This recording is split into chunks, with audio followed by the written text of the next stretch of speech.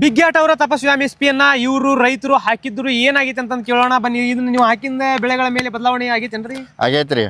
ಮೊದಲ ಇದಕ್ಕಿಂತ ಹಾಕೋಕ್ಕಿಂತ ಮೊದಲ್ರಿ ಹಲ್ದಿ ಬರ್ತಿತ್ತು ಇದು ಎಲ್ಲಿ, ಈಗ ಹಚ್ಚ ಹಸಿರು ಐತಿ, ಹೂ ಬಿಡತೈತಿ, ಮತ್ ಮಣ್ಣಿನ ಪರತನೂ ಜಾಸ್ತಿ ಆಗತೈತಿ. ಮತ್ ಮುಂದ್ ನೋಡ್ಬೇಕ್ರಿ ಇಳುವರಿ ಹೆಂಗ್ ಬರ್ತೈತಿ. ಒಟ್ಟು ಎಲ್ಲಾ ನಿಮ್ ಬೆಳೆಗಳ ಮೇಲೆ ಚಲೋ ಆಗಿದೆ, ಪರಿಣಾಮಕಾರಿ ಆಗೈತಿ ಇದರಿಂದ. ಆಕ್ಚುಲಿ ಇದೊಂದು ಬಯೋ ಫರ್ಟಿಲೈಸರ್ ಇದು, ಇದರಿಂದ ಏನು ಹಾನಿ ಅಂತಂದು ಇಲ್ಲ. ಬಟ್ ಇದನ್ನ ರಾಸಾಯನಿಕ ಶಿಲೀಂಧ್ರನಾಶಕಗಳ ಜೊತೆಗೆ ಮಿಕ್ಸ್ ಮಾಡಿ ಹಾಕಬಾರ್ದು ಅಷ್ಟ ನಾವು ಹೇಳೋದು ರೈತರಿಗೆ. ಮತ್ತು ಇನ್ನು ಯೂಸ್ ಮಾಡೋಕ್ಕಿಂತ ಮುಂಚೆ ಎಷ್ಟು ಡೋಸೇಜ್ ಹಾಕಬೇಕು ಏನಂತ ತಿಳ್ಕೊಂಡು ಮಾಡಬೇಕು. ಹಿಂದೆ ಇದ್ರ ಮ್ಯಾಗೆಲ್ಲ ಕೊಟ್ಟಿರ್ತೀವಿ, ಅಥವಾ ತಜ್ಞರ ಸಲಹೆಯನ್ನು ಪಡೆದು ಇದನ್ನ ಯೂಸ್ ಮಾಡಿರಿ.